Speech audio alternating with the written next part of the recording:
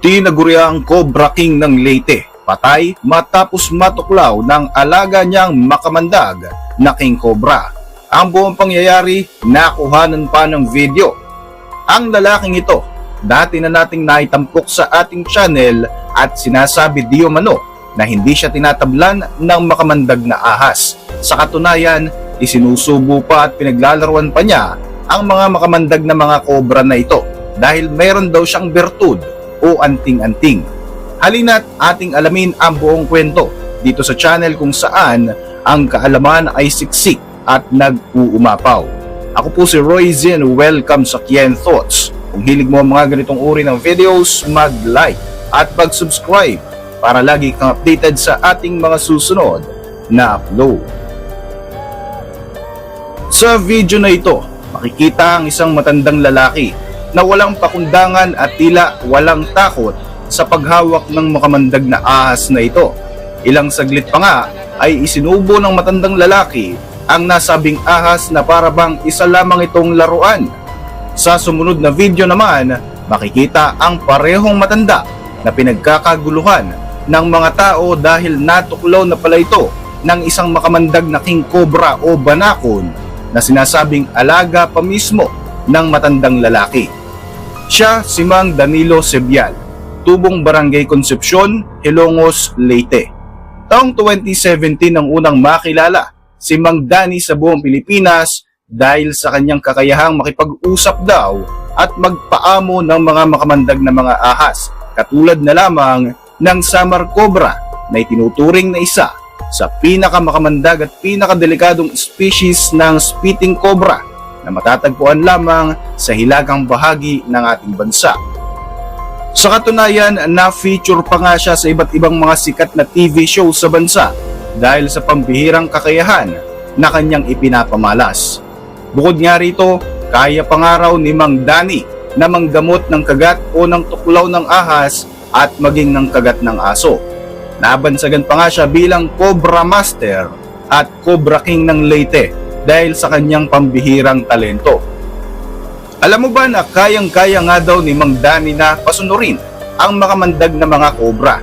Walang takot pa nga niya itong hinahawak-hawakan at isinasabit sa kanyang balikat. Pero ang pinakamatindi sa lahat ng kanyang mga stunt ay ang pagpapakagat niya sa naturang kobra. Makikita pa nga sa video footage na ito na nakakagat ang kobra sa kanyang mga labi habang sumasayaw-sayaw pa ang matanda. Tila hindi nga nito alintana ang mga panganib na dulot ng kamandag ng hayop na ito.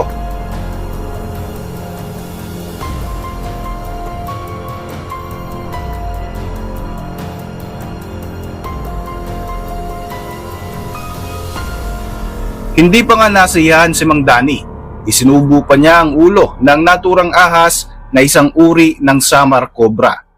Mayroong regular na palabas si Mang Dani sa labas ng kanyang bahay kung saan ibinibida nga niya rito ang kanyang mga alagang ahas at kung paano niya ito kinakausap at pinapaamo.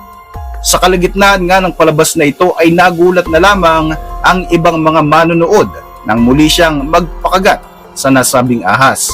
Sinasabi pa nito na hindi raw siya natatakot sapagkat poprotektahan siya ni Jesucristo.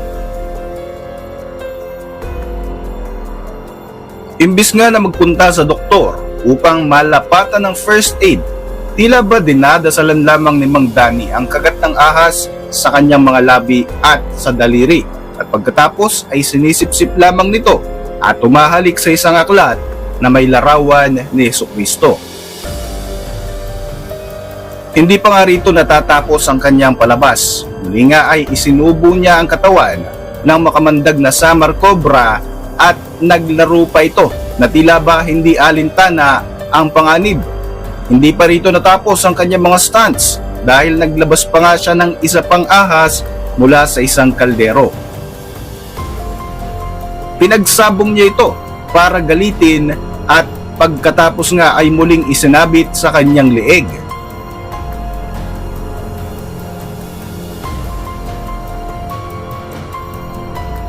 Matapos nga ito ay pinasok pa niya sa kanyang damit ang mga ahas. Maya-maya lamang ay nagpagulong-gulong pa ang matanda sa piling ng dalawang makamandag na hayop para sa kanyang finale, pinagdikit niya ang katawan ng dalawang ahas na ito at saka muling isinubo.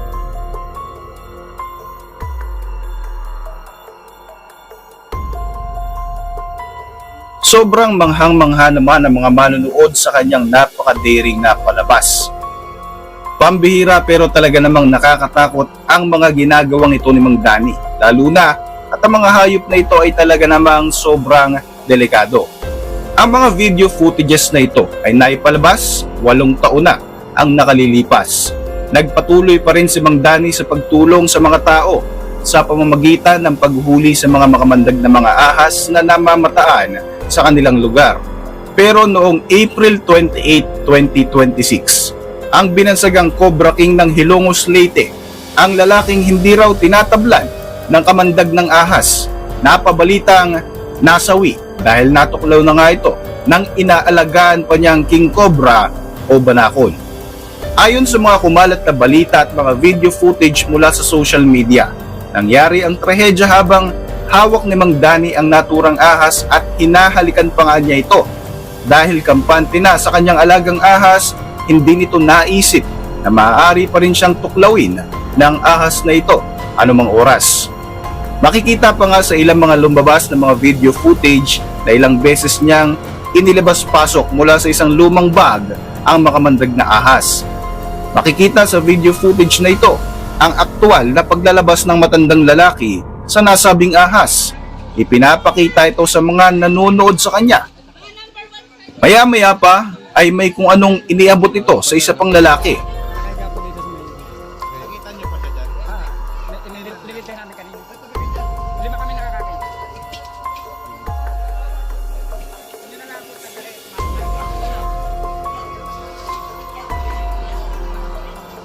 Sa pareho ding video, makikita ang paglapit naman ng isa pang lalaki na kalaunan ay siya namang humawak sa King Cobra.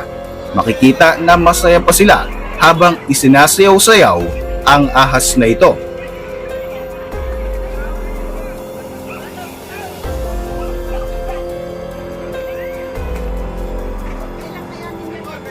Sa isa pang video footage, ayon sa post, ito raw ang ikalawang bahay kung saan muling inilabas ng matandang lalaki ang alaga nitong ahas upang magpakita ulit ng palabas. Dahan-dahan itong ipinasok ang kanyang kamay sa loob mismo ng bag kung saan niya itinatago ang banakon. Ilang saglit pa ay makikita ang isang mahabang ahas na ipinupulupot na nga niya sa katawan ng isa pa niyang kasamahan.